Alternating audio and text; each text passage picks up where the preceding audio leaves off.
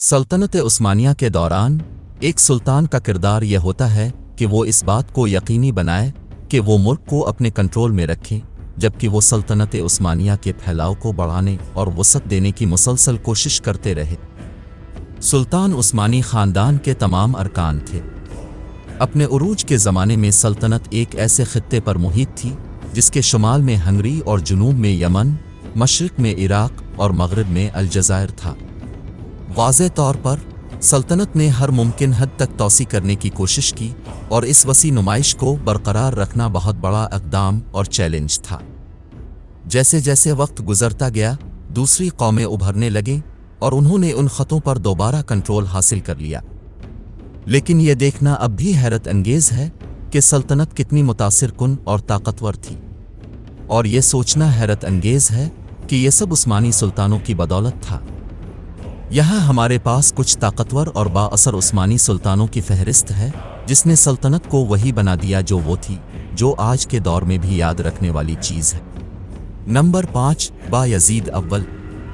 बायज़ीद अव्वल ने 1389 और 1402 के दरमियान हुकूमत की, लेकिन अपने 12 साला दौर में वो सल्तनत के असर और रसूख और कब्ज़े को इससे कहीं ज़्यादा बढ़ाने में कामयाब हो गए जिसका कोई तसव्वुर भी नहीं कर सकता था। वो गिलसी खातून और मुराद अव्वल का बेटा था। उसने दुनिया की ताकतवर तरीन फ़ौजों में से एक फ़ौज बनाई जो कुस्तुनतुनिया पर नाकाम हमला करने में नाकाम रही, लेकिन इसने निकोपोलिस में सलीबियों को शिकस्त दी। उनका पहला बड़ा किरदार कुताहिया के गवर्नर के तौर पर था। उसने हकीकत में यह शहर इसलिए हासिल किया था कि इसने जर्मियानी हुक्मरान की बेटी से शादी की थी। बायज़ीद अव्वल एक बहुत ही पुरजोश सिपाही के तौर पर जाना जाता था। असल में इसका निक नेम बिजली था। ताहम बायज़ीद अव्वल 1389 में अपने वालिद मुराद अव्वल के इंतकाल के बाद तख्त पर बैठा। तख्त पर बैठने के फ़ौरन बाद इसने अपने भाई का गला घोंट दिया ताकि किसी भी किस्म की साजिश को रोका जा सके। फिर अगले साल उसने शहजादी ओलिविरा डिस्पीना से शादी की। तैमूर के साथ इसकी मुतअद्दिद झड़पें हुईं। उसने 1397 में एके की जंग में किरमान अमीर को शिकस्त दी और फिर उसने अगले साल दूजानक की अमारत और इलाके को फतह करते हुए इसे मार डाला। ताहम उनकारा की जंग के दौरान बायज़ीद अव्वल को तैमूर ने पकड़ लिया था और उसके पकड़े जाने की कहानी मशहूर है। बायज़ीद अव्वल जलील हुआ और बालाखर वो जहर खाकर या खुदकशी से मर गया। बायज़ीद अव्वल एक बहुत ज़हीन हुक्मरान था। वो मुतअद्दिद ज़ुबानें बोलता था और उसने अपने इस्लामी मज़हब पर हकीकी तवज्जो मरकूज़ रखी और इसे तमाम मफ्तूहा इलाक़ों में फैला दिया। इस बात को जहन में रखते हुए कि वो बेरहम भी था, और उसकी वाज़े निशानी ये है कि इसने दरअसल अपने भाई को उसकी हुक्मरानी से मुताल्लिक़ किसी भी किस्म की परेशानी को रोकने के लिए कत्ल किया।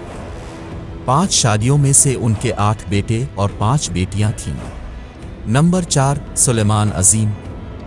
सुलेमान अज़ीम या सुलेमान अव्वल सल्तनत उस्मानिया के दौरान सबसे तवील हुक्मरानी करने वाला सुल्तान था। उसने 1520 से लेकर 1566 में अपनी मौत तक हुकूमत की। इसके दौरे हुकूमत में सल्तनत 25 मिलियन से ज़्यादा लोगों पर मुहित थी। अपने वालिद के इंतकाल के फ़ौरन बाद वो सुल्तान बन गया और तख्त हासिल करते ही इसने वस्ती यूरोपी ईसाई ताकतों के ख़िलाफ़ मुहिम चलाना शुरू कर दी। उसने 1521 में बगदाद को फ़तह किया और फिर अगले साल जज़ीरा रहोड्स को फ़तह किया। वो 1526 में मोहिक्स में हंगरी की फ़ौज को फ़तह करने के लिए बड़े पैमाने पर जाना जाता है। सुलेमान अव्वल के बारे में एक हैरत अंगेज़ बात यह है कि इसका सल्तनत की हर चीज़ पर बहुत ज़्यादा कंट्रोल था।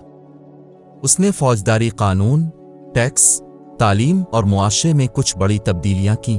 इसकी इस्लाहात सल्तनत को सुनहरी दौर में लाने में कामयाब हुई। बहुत से लोग ये नहीं जानते, लेकिन सुलेमान अज़ीम एक सुनार और अज़ीम शायर था। वो फ़न तामीराती, अदबी और फ़न्नी नुक्ता नज़र से सक़ाफ़त का सरपरस्त भी बन गया।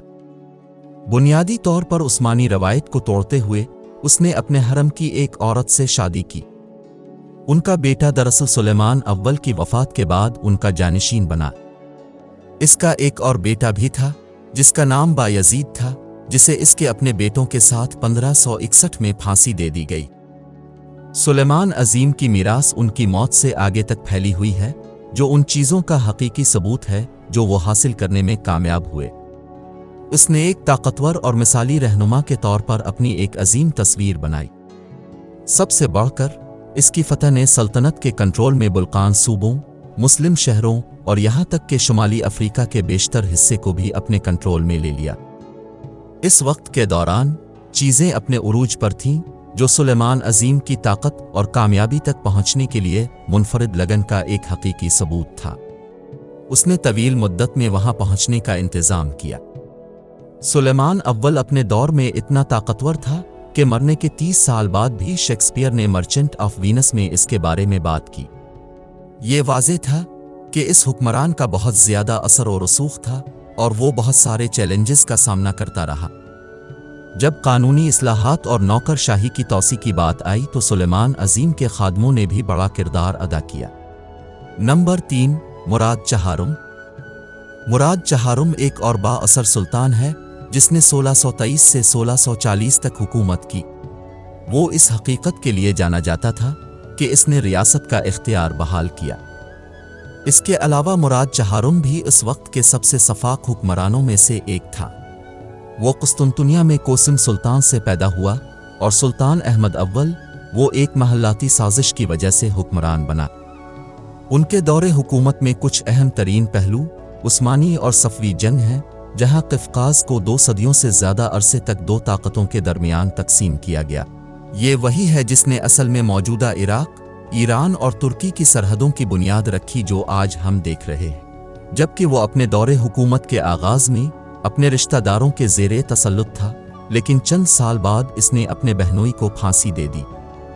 इसके दौर में बीराम पासा की वबा आई जो 1625 में शुरू हुई और उसने बहुत से लोगों को तबाह कर दिया और रोज़ाना तकरीबन 1000 लोग मर रहे थे।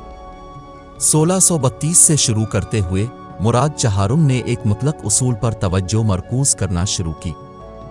उसने रियासतों को फांसियां देना शुरू कर दीं।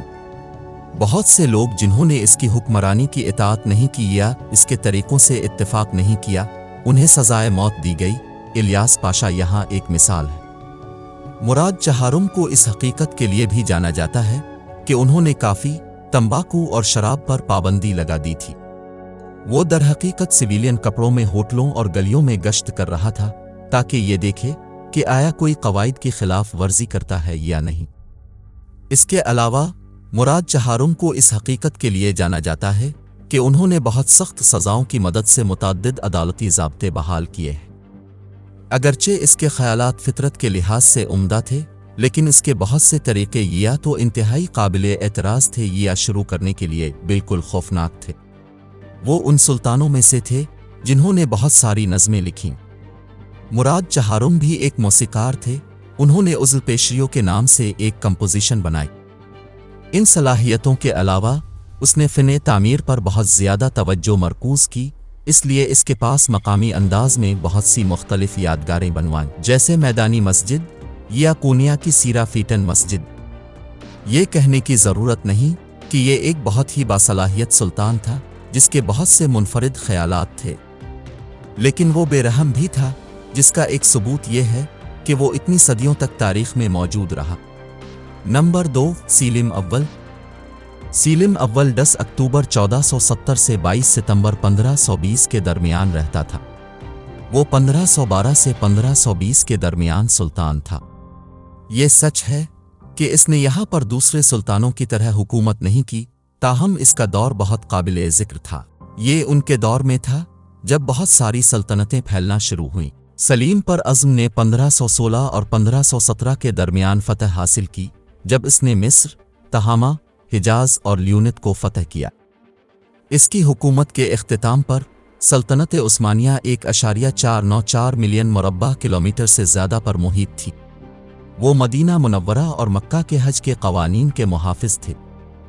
इसकी फ़तह की वजह से सल्तनत बहुत ज़्यादा तरक्की करने में कामयाब हुई और वो बहुत से दूसरे सुल्तानों की तरह एक ज़बरदस्त हुक्मरान था। सीलिम दी ग्रैम को दरहकीकत अपने नीचे वालों से बहुत ज़्यादा तवक्कुआत थीं और वो एक शदीद मिजाज था। जैसा कि अब तसव्वुर कर सकते हैं, इसके बहुत से वज़ीरों को मुख्तलिफ वजूहात की बना पर सज़ाए मौत दी गई।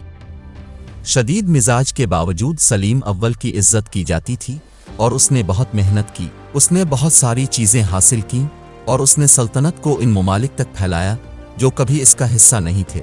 लेकिन इन सब के बावजूद वो एक बहुत ही मुमताज़ और मशहूर शायर भी थे। जो बहुत से लोग नहीं जानते वो ये है कि मौलवियों ने सलीम अव्वल को इस बात पर आमादा किया था कि वो किसी भी ऐसे शख्स को सजाए मौत दे जो प्रिंटिंग प्रेस का इस्तेमाल करेगा। लिहाजा अगर उसके बहुत बड़े इरादे थे तब भी वो इस दौरान बहुत से बुरे लोगों के ज़ेरे असर था। सलीम अव्वल ने 1516 में दमिश्क को फतह करने के बाद बहुत कामयाब मुहिम चलाई थी और वो जल्द ही बीमारी से मगलूब होने लगा। आखिरकार वो 49 साल की उम्र में इंतकाल कर गए।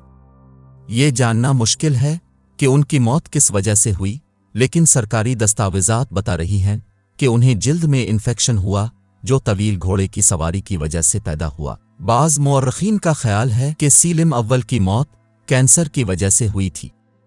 नंबर 1, सुल्तान मोहम्मद फ़ातेह। सुल्तान मोहम्मद फ़ातेह ने उस्मानी सल्तनत पर एक बार नहीं बल्कि 2 बार हुकूमत की। मोहम्मद दुवम का पहला दौर 1444 और 1446 के दरमियान था और दूसरा 1451 से 1481 तक था। अपने पहले दौरे हुकूमत के दौरान उसने हकीकत में जान हुनियाडी सलीबी जंगजू को शिकस्त दी। ताहम इसके दूसरे दौरे हुकूमत के दौरान इसकी बुनियादी तवज्जो सल्तनत उस्मानिया को बहुत ज़्यादा मजबूत और ताकतवर बनाना थी। इसके अहम ख्यालात में से एक बहरिया को मज़ीद ताकतवर बनाना था और उसकी तवज्जो कुस्तुनतुनिया को फतह करने पर थी। वो 21 साल की उम्र में ऐसा करने में कामयाब हुआ।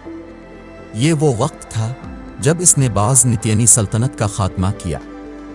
ऐसा करने के बाद सुल्तान मोहम्मद फ़ातेह ने रूमी सल्तनत के कैसर के लक़ब का दावा किया।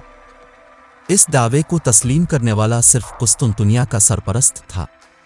फिर भी मोहम्मद दुवम अपनी सल्तनत को रूमी सल्तनत के तसलसल के तौर पर देखता रहा, क्योंकि वो वही था जिसने हकीकत में कुस्तुनतुनिया को फतह किया था।